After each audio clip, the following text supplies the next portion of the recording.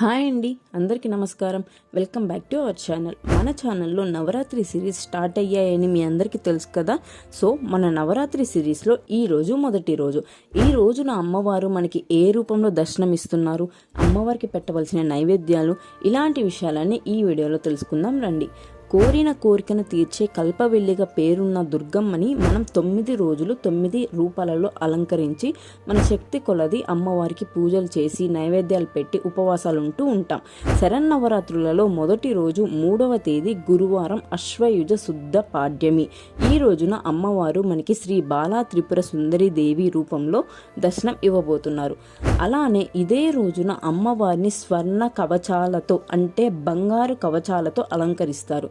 ఈ రోజున అమ్మవారికి పరవాన్నంని నైవేద్యంగా సమర్పిస్తారు.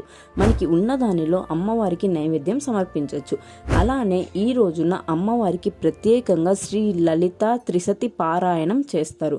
ఈ అలంకరణలో అమ్మవారు మనకి చిన్న బాలగా దర్శనం ఇస్తారు. అమ్మ ఆశీస్సులతో మనం ఎలాంటి ఇబ్బందులు లేకుండా ఉండాలని అమ్మవారిని కోరుకుందాం.